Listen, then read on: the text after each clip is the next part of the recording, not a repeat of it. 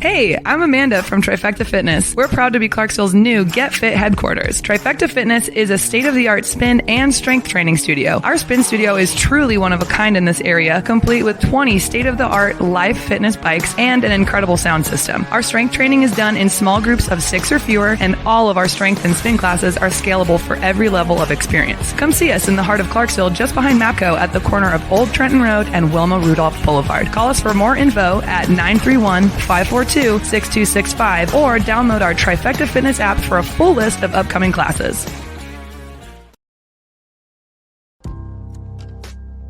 In October 2019, Arlington, Texas was chosen to be the home of a new national museum, unlike any other. The National Medal of Honor Museum will be a unique home of military history.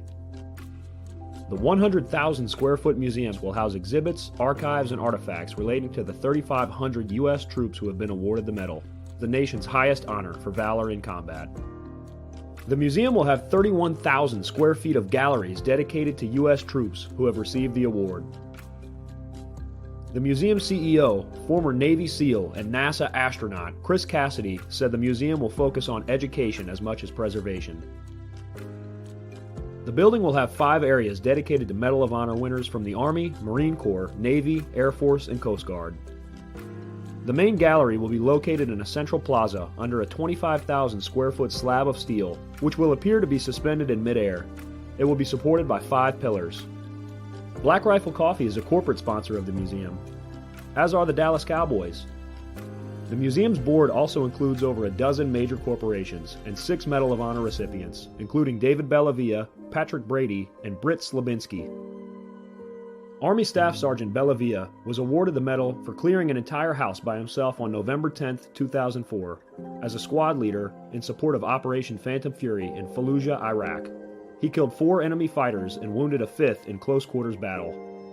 Army Major General Brady flew and coordinated the evacuation of 51 seriously wounded men during a firefight in Vietnam in January 1968.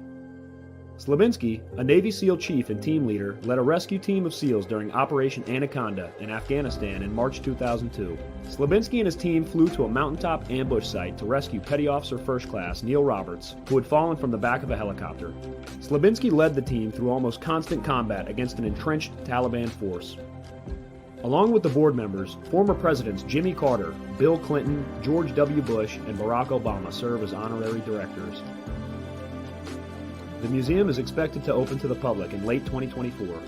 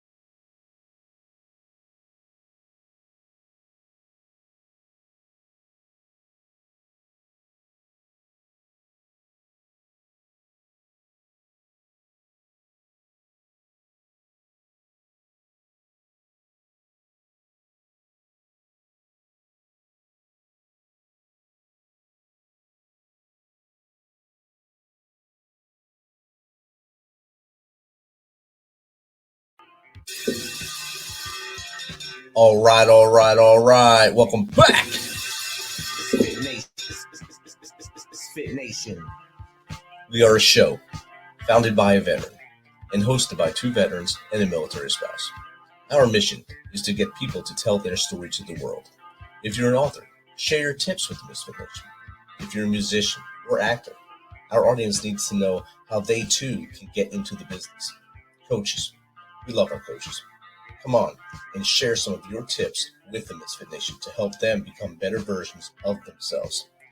If you're a corporate leader or an entrepreneur, come on and share how you did it and how hard you have fought for success. If you're a veteran, first responder, or Gold Star family, we would love to have you come on and just share your story with the Misfit Nation. We always have time for you. If you're feeling down, alone, or starting to see the darkness, stop. Think about those who are around you. You are not alone. You will be missed.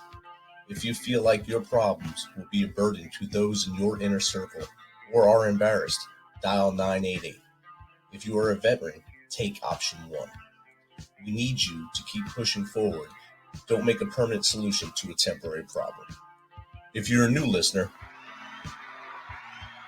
welcome to the Misfit Nation. Be sure to subscribe to our show on your favorite podcast apps and also on our YouTube channel at @_Misfit Nation. Subscribe and click the bell to keep you up to date with our latest episodes and all of our news.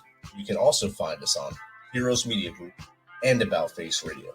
Now, let's get to the show.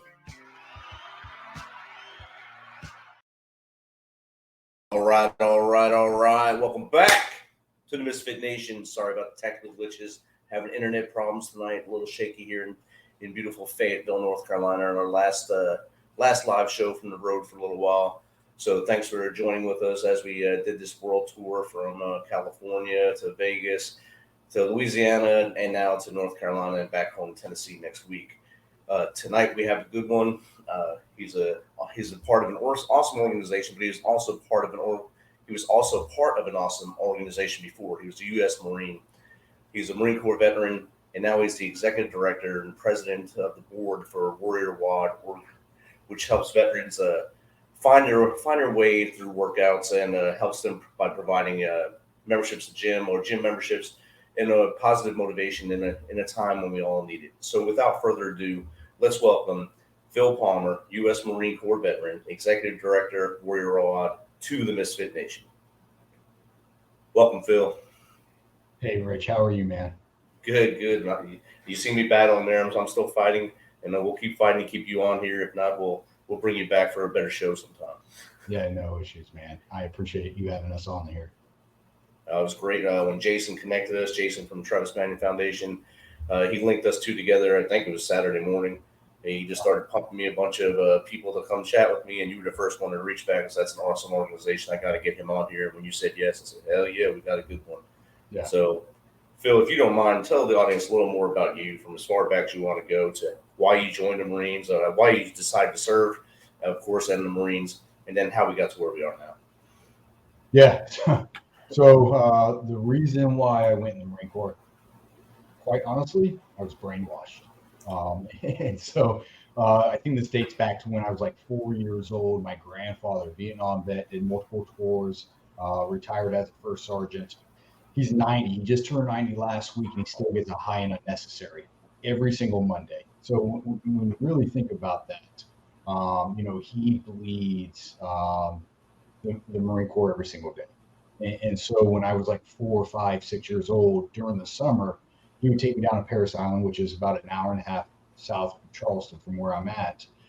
And I would go watch the recruits graduate and do a family day. And, from a very early age, it was ingrained in me that, serving your country it is a part of your duty. And so I knew very, very early on that I was going to go in the Marine Corps. As I encroached into high school, I was a I was a wrestler. I didn't have very good grades, and I remember very specifically in my junior year, my grandfather was telling me, hey, you need to go in as an officer. That's the track you should go in.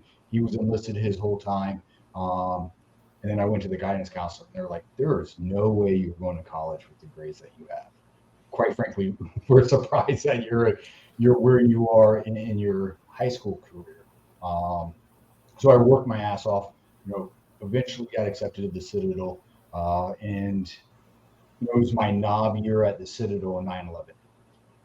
And a week before 9/11 happened, I signed my paperwork with the OSO, Officer Selection Officer, and I knew that I was going to go in the Marine Corps. And so, in a week's time, everything changed. From hey, I'm going to go into peacetime. I may serve 4 years, 8 years. I don't really know. There was no thought of combat. To everybody in my class knew that we were going to combat. So fast forward to 2005, and if you remember that time, 2004, 2005, we had the battle for Fallujah 1 and 2, right? And so that's on the screen every single day. That's what I'm graduating to, knowing that, my time is going to come. Fast forward to graduating from the basic school, and then going to my first unit, I find out that I was going to be a combat advisor. At the time, I happened to be a male, and I was the newest person there, so I was the guy that was being voluntold to go on a MIT team. And in October of 2006, I found myself in Ramadi, Iraq. And if you hear the stories of Jocko, Michael Mansour, American Sniper movie, Chris Kyle, that's the stage that I was walking into. And quite simply, knowing that I was walking amongst giants, right? The Michael Mansour incident, which led to him becoming a Medal of Honor recipient, happened the week that we were ripping into Ramadi, right? And so, talk about a welcome party, knowing that this was the environment that we're at. So, that kind of leads us into my story to the Marine Corps and to combat. But yeah, man, that first year, very chaotic year. But one of the luxuries that I had as a brand new second lieutenant, first I was attached to an Army battalion. It was the first of the 506 with Colonel Clark, and then it was Task Force 19 with Colonel Chuck Berry, both amazing leaders. But I had the unfortunate / fortunate experience of being a Marine in an Army battalion. But as a new lieutenant, talk about eye-opening and talk about appreciation. And then, across that year, I had the opportunity to see the full spectrum of warfare. When we first showed up, it was considered the most dangerous place in Iraq. And by the time we left, the Sunni awakening happened, and we were seeing, significant improvements in Ramadi, to the point where, it was more of a humanitarian assistant mission versus, full-scale clearing mission. Yeah, I had the honor of being Ramadi before you there, 2003, 2004. Jeez. So, and we had a first Mardiv with us, 2-4, the Magnificent Bastards. I got to fight alongside them, and like you, getting thrown in with us, me working with them was a totally new thing. Because you've always seen Marines, we knew they were there, but we never worked with them that closely. And then we're clearing rooms with them, and I don't know their SOPs and how they do things. And I run in the door first, and the grenade followed me, and the Lance Corporal threw a grenade in. I dove back out, laid it on top of him. I said, "What are you doing?" He said, "Gunny tells us to clear rooms with grenades." I said, "Not with me in it, brother. Not with me in it." And that's how we started our relationship. That was right when the first Fallujah was starting. So it was April of 2004. Wow. Yeah. 2-4, that whole period in Ramadi, just, there's books written about it for, all the right reasons. And for you to be a part of that, absolutely incredible. Yeah, I had nothing but respect for that unit. The Sergeant Major was top notch. The Colonel Kennedy was amazing leader. And then Oliver North was embedded with them, and he was taking young second lieutenants like yourself and basically teaching them on the road while he was supposed to be interviewing them or watching what they're doing. He's actually giving them guidance on how to fire, how to direct fire, and they're just soaking it in. I mean, you have a combat leader there with you who his career got short and he fell on the sword for somebody, but he's there giving you knowledge. You can't pay for that. He was right there doing. He was awesome. He was one of the best people I ever had embedded with me. Wow, that's incredible. Talk about amazing story, amazing history. So yeah. So I'll let you continue now. Yeah. So I mean, I'll continue a little bit with my Marine Corps career. So I did Ramadi, came back. I was an intelligence officer. So after I came back from Iraq the first time, I went to the G2 and redeployed to Al Assad in 2009. Spent another 6 or 7 months there. Ended up coming back to teach brand new lieutenants. As I was a first lieutenant becoming a captain, they sent me to the basic school. And for the Marine Corps, all Marine officers go through the basic school. The saying is every Marine is a rifleman. Every Marine officer is a rifle platoon commander. And so they spend 6 months learning Marine Corps leadership and then basic infantry tactics. And so really the height of my career was being able to impact those lieutenants that I knew that within a few short months were going down range and leading upwards of 42 Marines into combat, whether that was Iraq and Afghanistan. So, very proud of that time. Spent a little bit of time as the operations officer for the Marine Corps Martial Arts Program. So if you're familiar with the Army combatants, the Marine Corps has MCMAT. And that was another very rewarding year. As a high school and college wrestler, being able to get back on the mat and do that full time, get my ass kicked. The guys that I was grappling with were light years ahead of me. And the Marines that were the instructors for the course, these guys were absolutely studs. So it took everything I had to even remotely keep up with them. But yet I had my ass handed to me daily by these guys. Finished my time at TCOM. So from the Army perspective, this is TRADOC. TCOM is Training and Education Command. And because of my time as on the MIT team, I was ahead of Security Forces Assistance Program for the Marine Corps. And so I worked with the Army and with NATO and other forces to cross-pollinate TTPs and information and allow or help our allies make that transition into having their own transition programs. Wow. That's a good ride right there. I'm sure you love getting back on the mat, like you said, but on the other hand, you probably had some studs that were trying to hurt anything in their way on those mats, because that's what Marines do. They go full throttle or nothing. So you had to really battle that. No, I mean, it was absolutely incredible. I will say that these, I'm going to use the word gentlemen very specifically. These gentlemen, they were warriors and very ethical and moral warriors. They knew when to put it in. They knew when to throttle it back and teach. I've got so much respect for the Marines of the MCMAT program. It absolutely incredible. That's awesome. And then, of course, being recognized by your peers and by your leadership to make you do that cross-pollination with the Security Forces Assistance. And that was, those of you who don't know, that became very huge in Afghanistan, especially 2010, 11-ish, and then, of course, full throttle, 12, 13, 14. So all that knowledge that you brought to the table from that, and Army counterparts that also probably did mid-team stuff in Iraq or whatever they were called, that the first people that went over did that, but the embed teams, all that knowledge was brought together to help the next generation or the next wave of people into Afghanistan. So that's amazing too. Absolutely. Yeah. So we journeyed now. We're about 2010-ish, 11 now, right? Yeah. So I got out in 2013 and I finished my time doing that Security Forces Assistance. Yeah. Did you go back to do any studying, or did you just go full bore into other things? Yeah, so I left the Marine Corps in July 2013. So no shit, this is 10 years this month when I left. I can't believe it. Yeah. But on a whim, and I had a headhunter recruiter organization helping me trying to find a job.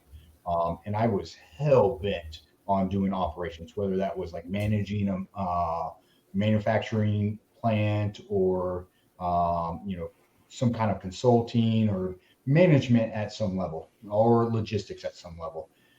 The guy that was working with me, his name's John Zornick. He was like, "Hey, Phil, listen, take a sales interview." And they were setting this thing up where we all flew into Dallas. They would have 10 interviews for us over a span of 2 days.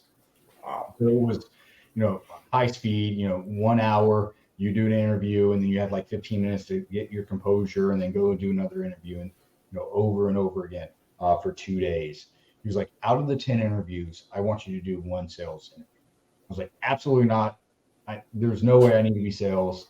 I'm a Marine. I need to do management. I need to do operations. I need to do logistics. And he was like, nope, I think you need to do sales. I was like, all right. Finally, I broke down and said, okay, I'll do one. And I walked into the job interview and the guy, Randy Allen, he ended up becoming my district manager. I walked in, he was like, hey, you can leave. You don't have what it takes to be in sales. Literally, that was his first words. No, hello, I'm Randy, nothing. Hey, you can leave. You don't have what it takes. And then I spent the hour selling him on why I should be in sales. And he gave me the job on the spot. Wow. And what he was looking for was, can I overcome the objection? And so the fact that I dug in and fought through it, obviously very raw because I didn't have any sales experience that I knew of, and I'll come back to that here in a second. But he wanted to see how I was going to react. And what he was looking for was a fighter. He was looking for someone that was willing to go and fight through it, even if they didn't have the confidence that they should be there. He wanted to see that they would, overcome the objections. And as I sit here right now, I have to go back to when I was on the MIT team, our MIT team leader, now Colonel Lively. I'm pretty sure he's about to get his first star here very soon. He just took over EWS, which is the captain's course for the Marine Corps. At the time, he was Captain Lively. And he looked at me one day because I was just getting so pissed off that I couldn't get the Iraqis to do what I wanted them to do. He was like, do the Jedi mind trick. I was like, what do you mean, sir? I've never seen Star Wars. What do you mean? He was like, lead them to it. Ask them leading questions. Ask them, instead of saying, hey, you're going to show up tomorrow at 8 a.m.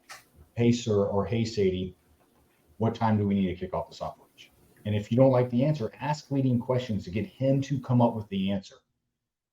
And now that I've been in sales for 10 years, that's exactly what sales is. It's a Jedi mind trick. That's all it is. Asking leading questions, understanding what the problem is, and finding a solution by guiding them to the water.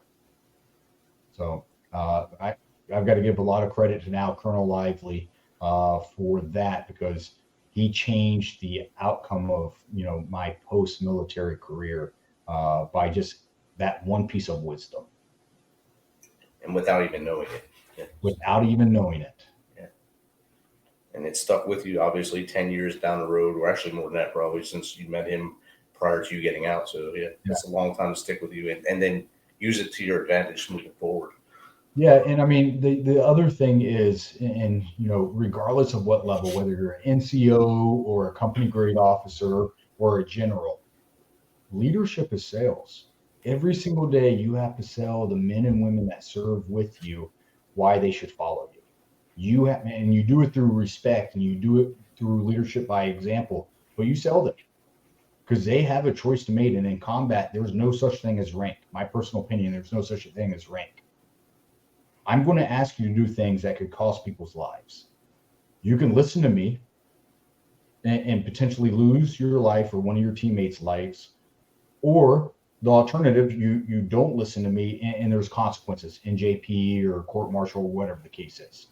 But if I'm sitting there and I don't respect you and I have to make that decision, I'll take the NJP or the court martial every single time over trying to lose or over someone losing their life because of someone I don't respect, right? And so on a daily basis, our military leadership at every level, they're selling the men and women under them why they should follow them. And they're earning that.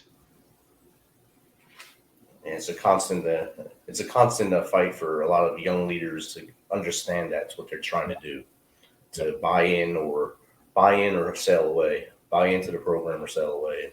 It's hard for a leader to understand that as they go forward. Yes, sir. So sales, but then we have something else that you also got into, which is pretty awesome, an awesome organization. And I want you to really hammer that in here. Let's talk about WarriorWOD and what it does. I know I gave a little word, probably messed up a little bit, but give a little, as much as you want to talk about it, or talk about it as much as you possibly can, and tell people how they can get involved and help you. Yeah, so I think there's a little bit of history that needs to be established. And you know, I'm going to be a little bit raw and open about my path to WarriorWOD. So in 2013, I left the Marine Corps, so I was in the battle for Ramadi. Lost a lot of both Iraqis and American military as well. I got wounded on Valentine's Day of 2007. IED goes off and I took some shrapnel. So I came home with physical wounds, but physical wounds heal, right? Like right now I'm in a sling. I just had my pec reattached. In 6 months, it's going to heal. And in a year or 2 years from now, it's just going to be a figment of my imagination. But the mental wounds aren't so easy to heal, right? And back in 2006 and 7, and throughout my entirety in the Marine Corps, there was a stigma that Marine officers didn't have mental health issues, especially if you wanted to be in command. Or NCOs didn't have mental health issues if you wanted to be a platoon sergeant or a first sergeant, right? Or even a sergeant major. If you wanted to be leadership, you didn't have mental health issues. And so myself and a ton of my peers just kind of bottled it up and sucked it up for the duration of our time, right? And so it opened up the doors for me to have different successes in different positions and billets that, I look back and I'm so appreciative of, but I wasn't getting the help that I needed. And so finally in 2013, when I left, went to the VA, opened up a little bit, and their solution was a shit ton of antidepressants. Fun fact, and I heard this not too long ago, the average veteran from the VA has 7 different prescriptions. That's insane. And the problem is the different departments of the VA aren't talking to each other. So, we're mixing and matching prescriptions that who knows the effect of them being combined and if they have any kind of adverse effects together. But, at the time, 2013, they started giving me a lot of antidepressants. And man, did it help with some of my thoughts and some of my feelings? Absolutely. It numbed me, right? But here's the kicker. It numbed me socially and occupationally that I was not the same caliber of an individual that I was months before off of antidepressants when I was in the Marine Corps. I was numb and I wasn't performing. And so I carried that on for a little while. And I got really big into skydiving. I'm serious. I did 4,000 skydives over 10 years. Wow.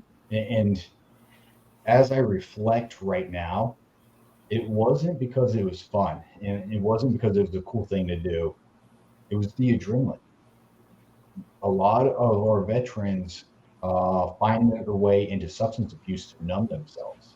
And my antidepressants weren't doing it for me. So it was through skydiving and that adrenaline and that chemical I was able to function.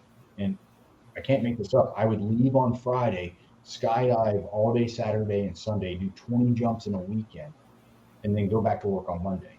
Wow. And if I missed that, I couldn't function. So did that for several years, and then on a whim, and I think this was partially because, I was getting a little embarrassed about what I was seeing in the mirror. I was like, I need to go to the gym. There was a gym 1 mile down the road from me. I could run there, work out, run back. Happened to be CrossFit. I promise I'm not in the CrossFit cult. But what was cool about it, and it's C4 CrossFit out of Houston, amazing group of individuals. You walk in and there's the Marine Corps flag, the American flag, the Army flag, the Navy flag. They have an appreciation for our military and our veterans. We do these things called WarriorWODs to honor our fallen. The people that finish last get the loudest cheer. Every time you hit a new personal best or personal record, people go berserk for you. And it was that culture, take the modality out of the equation. I believe CrossFit's a great type of exercise, but take that out of the equation. It was the culture that I walked into. And within a year, completely off of antidepressants. And I didn't have the urge that I had to go skydive. It was just a transition that I can't really explain fully, but it was the prescription. It was the RX that I needed. So, I did that for several years, and I realized that it helped me, but I started hearing over and over again other veterans and first responders having kind of the same therapy through exercise. And then fast forward 2019, I had the opportunity to move back home. And so at the time, my fiance and I, we took that opportunity as quickly as we could. And we came back to Charleston, South Carolina. We came back June 19th of 2019. Found a CrossFit gym because that was a community that, was helping me. And as I walked in, they said, hey, you're a veteran.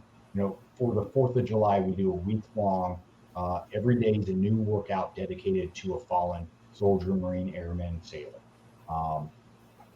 Do you have someone that you want to dedicate a workout to? And I do. So one of my closest friends from my time at the Citadel, Joshua Booth, was killed in Haditha the day that I landed in Iraq. And he was killed by a sniper. It hit me hard. It hit all my classmates hard. And so we did a workout dedicated for him. When we finished, the owner of the gym, Shannon, walked up to me and said, hey, you need to go talk to this guy, Justin. And did not give me any context. So I walk over to Justin.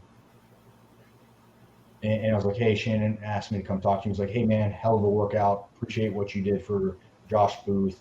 I'd be honored if you would do the workout tomorrow with me. It's for my brother. And so I started asking questions about his brother. His brother, Nick Riccio, got out as a corporal. He was in the battle for Fallujah. He was with 2-2. Got hit by an ID. So, there's a lot of similarities, right? He was in Fallujah. I was in Ramadi. Both of us hit by IEDs. The difference was when he got home after that tour, he got out of the Marine Corps and got deep into drugs and alcohol. I stayed in, eventually got into skydiving. So we both had our chemical needs, right? 10 years after Justin or Nick got out of the Marine Corps, he loses his life to substance abuse. His younger brother, Justin, the guy that I met at the CrossFit gym, being the younger brother, followed in his footsteps. He got deep into drugs and alcohol as well. And it was through fitness that he was able to get out of it. So at that moment, I was like, man, there is something here. And I had a conversation with my wife, and I was like, hey, I know that there's something here. And she responded to me, she was like, listen, if you think this is the right thing to do, oh, by the way, we're in the middle of planning a wedding. So, but she says, if this is the right thing to do, let's do it. And she imparted some wisdom to me that just blew me away. She's like, if we spend the rest of our life doing this and we save one person's life from suicide, it was well worth it. And since then, WarriorWOD has been up and running since 2021. We've helped almost 75 veterans to our program, probably another 500 indirectly through different events that we have done. We prioritize exercise and nutrition as prescriptions or as the RX for veterans recovering from post-traumatic stress and invisible wounds. Man, the results blow me away. And I knew that there was something there because, like, as you research this, you know, there's research that shows exercise and nutrition helps. There's research that shows mentorship helps. What we have done is combined all three together. And last year, we saw an 18% decrease in PTSD symptoms across all of our veterans. Name a antidepressant that can do that. I couldn't. There isn't one, right? And what we have combined is exercise, nutrition, and mentorship. So every veteran that comes into our program, they get 6 months of a fitness program, whether that's in a gym of their choosing or it's at-home equipment and programming through our coaches. They also get 6 months of nutrition coaching at no cost to them by certified nutritionists. They'll meet twice a month with these nutrition coaches. And then they also get paired with another veteran that's walked a mile in their shoes. And this battle buddy of theirs will help them through their journey, keep them accountable, keep them motivated, and be someone that can empathize with them because they've walked that journey themselves. So that's kind of where we're at now. You know, our journey has been very expedited, in my opinion. You know, our first year, we started in June of 2021. We helped 2 veterans and we paid out of pocket, right? Next year, we helped 13 veterans. Half was paid out of pocket, half was through generosity of other people. This year, we're approaching on 75 veterans. So, and we have a pathway to 150 that we'll be able to help. So over a 10 times increase than what we did last year. Wow.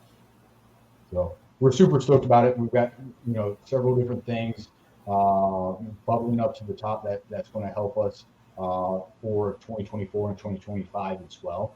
But man, it is one of the coolest things when I get a text that, and you know, I won't disclose this soldier's name, but one of the members of our program that just graduated July 1st, he texted me and said, "Hey, I've lost 30% body fat," or correction, 13% body fat, 30 pounds.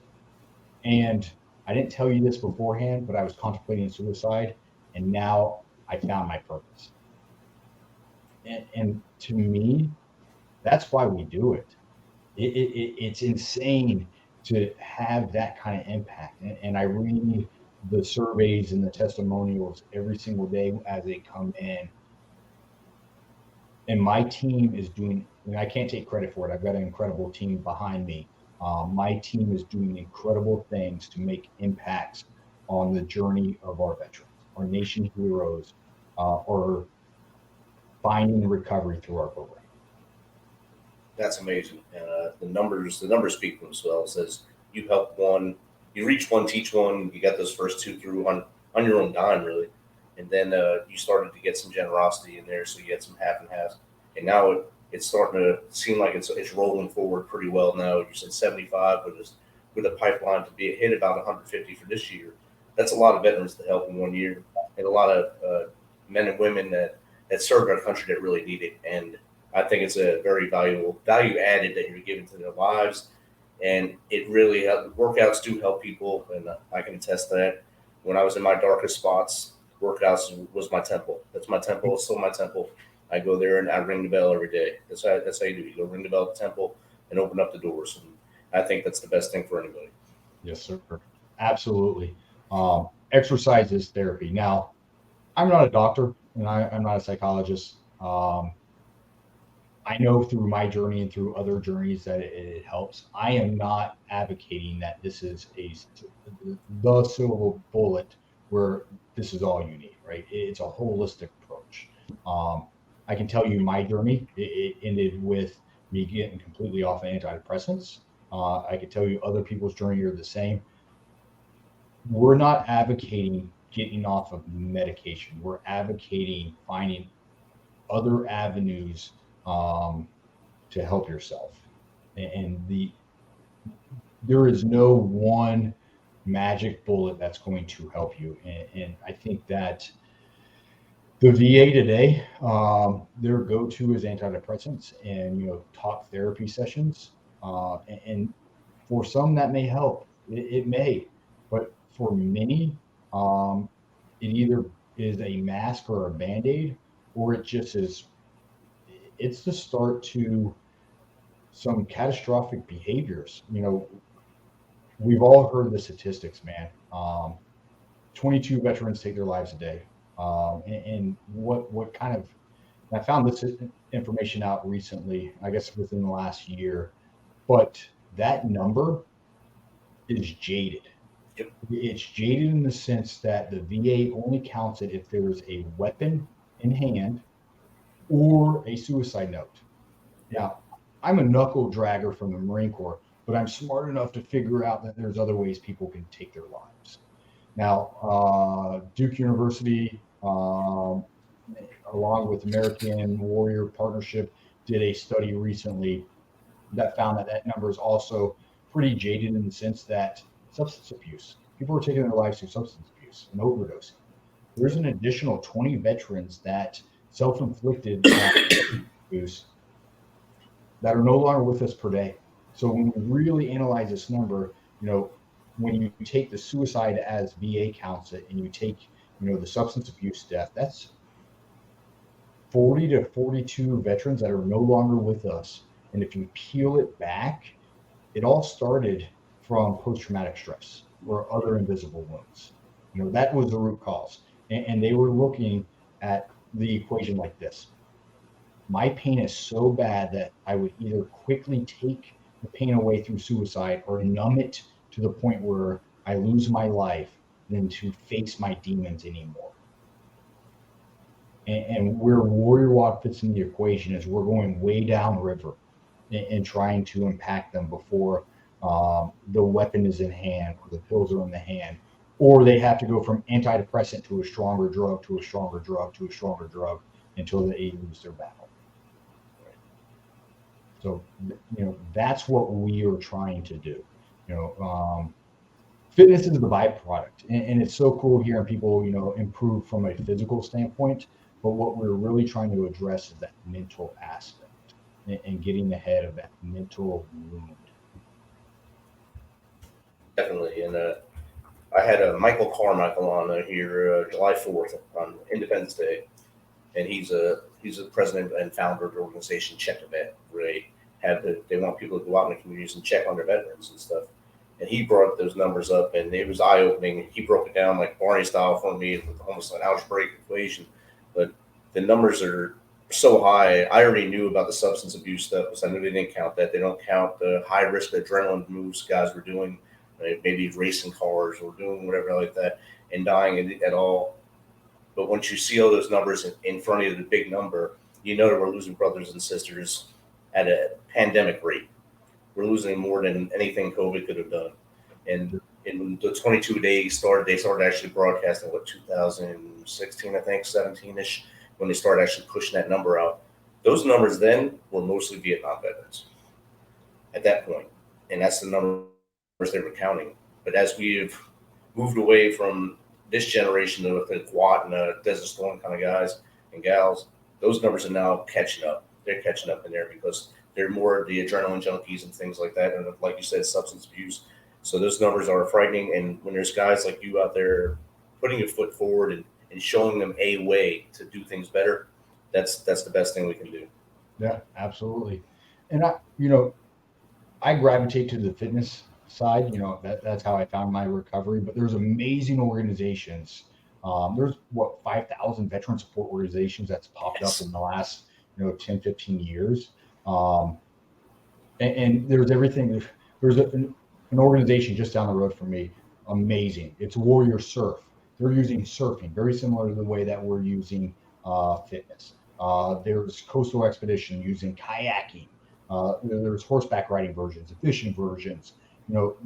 At the end of the day, providing our veterans purpose. And we're finding that we have to pop up, and all these 5,000 veteran support organizations are starting to fizzle to the top because the VA is missing the mark. The organization that has been given the responsibility to take care of our nation's heroes is missing it. And so now there's so many, whether it's Travis Manion Foundation taking care of the survivors of our loss, or if it's, WarriorWOD helping those with post-traumatic stress and using exercise and nutrition, or Warrior Surf, or, VetWOD, any of these organizations that are stepping up. The reason is the VA is missing the mark. There's a gap, and knowing that there's an obvious gap, and it has to be filled. Yes. And pills are not the answer for everybody. No. When you said the seven prescriptions per veteran, it brought me back to my first visit to the VA, and my doctor not even looking at me, just looking at his computer screen, reading, and saying a bunch of stuff. Oh yeah, you have this, and then next thing I know, in the mail I get a box of drugs. Like, it was almost 9 or 10 different drugs. I was like, what am I supposed to do with this? Yeah. So I brought it to the police station and dumped into the pill box, the pill donation thing. Because I don't want these. I don't know what they are. I'm not taking them. Yep. And I still haven't taken any. Yeah, I mean, and that shows a level of discipline. Unfortunately, we have veterans that are in a darker place that, for whatever reason, and there's zero judgment here, but their struggles are great enough that's an easy way to try to solve the problem. And that just leads to deeper and deeper. It's like quicksand. Have you ever seen the movie The Replacements? Yes. Yeah, Keanu Reeves, he says while I was out there on the field, it just felt like quicksand. Like I would do one thing and then get deeper and then deeper and then deeper. That's how I see, the problem happening. The VA, and trying to do the right thing, prescribes a bunch of medicine. And then that veteran takes the medicine and it's not enough. And they're getting deeper, and then they have to go something stronger and something stronger and something stronger. And then they cross that line where either through substance abuse, it's too much, or through the fact that they're still struggling and they want an instant way out. And it's not, for the veteran, that's horrific, but we also have to think about the network of people that they're leaving behind. So, that 22 veterans, that take the quick way out, and the other 20 through substance abuse, that's 42 people a day that are fathers, mothers, brothers, sisters, sons, daughters, grandparents, that whole network, that spider web is still affected as well. So when we analyze these numbers, it's not just, we can't just say 42. It's compounded, it's exponential. We're looking at, hundreds of people a day are affected by that veteran's inability to be able to recover. Exactly. And it's almost a domino effect. Once a brother, sister, or father loses their battle with the demon, the darkness inside, everyone around them, they may have seen it coming, but they didn't know what to do or how to do it to help them. And Yep. they feel at that loss as well. Just about 100 days or so ago, Paul Kludak, U.S. Marine veteran, he wrote his final letter on Facebook at 4 a.m. I'm about to be a member of the 22. I've known him since about 2015 or 16. He was a great dude, and he never showed anything outward of what he was going through. And when I seen that, I can tell he did that at a time when no one can stop him, because he didn't want any help. He didn't want it to stop. He wanted to go through it. There was nothing we could do at that time. It hit hard that day, and since then I've kept that in my mind, thinking about all my guys and the people I served with, and to make sure that they're all right. So I try to check on them as much as possible. I'm doing a lot better with it now since then. Yeah, and I think you're hitting on a great thing. Like, you're checking on them. You're employing the Battle Buddy program, right? Like, you were in the Army, I was in the Marine Corps. The Battle Buddies, like, you didn't do anything without your Battle Buddy. It didn't matter what level you're at, you always had a battle buddy, right? And there's so much power to that.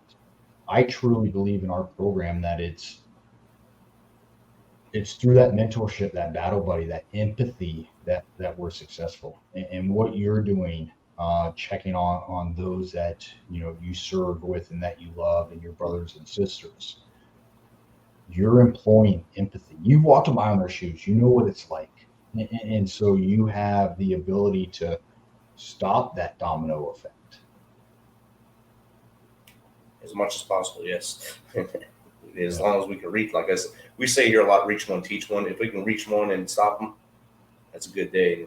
With you getting 75 this year, hopefully you have the 150, and that hopefully they get put on that same bandwidth to go straight. If Warrior Surf is doing the same thing and they're getting the same kind of numbers, surfing, I'd probably fall and kill myself on the surfboard, but it sounds like it's a fun thing to do. But if that's working, let them do it. If it's a bike ride through the countryside, if that helps them, do it. Get out there and do it with them. Yes. Yeah. Do something. Just do something. Get involved. And from the other side of the equation, if you're good, help someone. Reach out. Civilian or veteran, and it doesn't matter. Reach out. If you're seeing signs or you don't see signs, as you describe it, there are so many people suffering in silence, and you would never know the difference. It's through that camaraderie, that empathy, that sympathy that we can make a big change. It's not through just throwing medicines down our throat. It's not through some resident that had, a couple years of med school, but no life experiences, listening to you, not being able to understand what it was like walking the streets of Fallujah or Ramadi, never seen what a V-bid or an IED can do, never saw what a 7.62 going through someone's neck can do, right? And you try to explain this to that residents that the worst thing that they've ever done is had a paper cut when they were in a shift change at the VA. You try to explain that to them, and they can't empathize. Right. But if you've ever dealt with trauma in any fashion, civilian, first responder, military, it doesn't matter. You can empathize, and you can stop that equation. You can stop that domino effect. Definitely. And Phil, what's a great way to get in contact with you, or definitely to help WarriorWOD? Yeah, so our website's pretty easy. It's WarriorWOD.org. WOD, I get this question all the time. It's workout of the day. So it's WarriorWOD.org. You can find us on social media, I think just about every platform, the WarriorWOD. And then, I'm happy to give out my email address. It's Phil, PHIL, @WarriorWOD.org. If you're suffering, reach out to me. I will find time to jump on the phone and talk to you. If you're, within driving distance, I'll drive to you. I'll do everything in my power if you need help. But reach out to me. The quickest way to get a hold of me is through my email, social media platforms as well. What we need, I'm assuming that's going to be part of your next question, is awareness, right? I need the veterans that need our help to know about us. I need, every veteran that is suffering to reach out. Now, we're limited by funding. That's right. Always an issue, but I want to help as many veterans as I possibly can. So I need awareness to the veterans that need us. I also need awareness of talent and people that can speak on our behalf. Whether it's a podcast that can allow us to, spread the message, or it's an individual that can help us spread that message, or it's talent that you can volunteer and make an impact through your talent. The last thing is awareness to treasure, right? So we think about talent, we think about treasure as ways to help. I need awareness of people that are willing to help us fund this program. It costs money. Gym memberships aren't free. Nutrition coaching is not free. And so, I also need awareness to people that are willing to be very generous and help us, whether that's a full cohort of 25 veterans at a time, or that's, sponsoring one or two veterans. We desperately need that help as well. That's how we're going to get to 150. And that's how next year we're going to double down again and do 300 and continue to double down. Awesome. And the application process for the veteran, is it pretty straightforward? Do they have to send you anything or? Yeah. So great question. So on our website, there's a link. It just says veterans. The veteran can go there and apply. There's some questions revolving around your time in service. There's questions around your mental health, and there's questions around your physical fitness. So there is an application process. We do look at it from a severity standpoint. We start with the most severe, and then, as we have funding, we'll help every single one until we get down to the bottom of the list. Once a quarter, we review it. And then once a quarter, we start a cohort of veterans. Right now, they're sitting about 20 veterans a cohort. But, I would love the day when we're starting 100 veterans every single quarter. Outstanding. Phil, this has been great chatting with you. I hope we can get you on again next year and hear that 300 number and see more success stories and more of our brothers and sisters, not only getting fit mentally, but also feeling that camaraderie and the joy in life again as they come out of your programs. Yes, sir. Hey, I appreciate you. I appreciate you helping us with getting the message out. And, I appreciate everything that you're doing from your vantage point as well. It takes an army, Yes. And so, you, myself, and all the others that are, being veteran advocates, that's how we're going to make it impact. Definitely. And I appreciate the kind words there. And we will have you on again, definitely. And stay online after this outro. I'm going to ask you another question offline here. Yes, sir. Thank you. All right. Thanks for checking us out and being a part of the Misfit Nation. Don't forget to visit our website at themisfitnation.com. It's themisfitnation.com to catch up on all of our episodes and also to get some of that great Misfit Nation gear. As always, be humble, stay hungry, and keep hustling because we are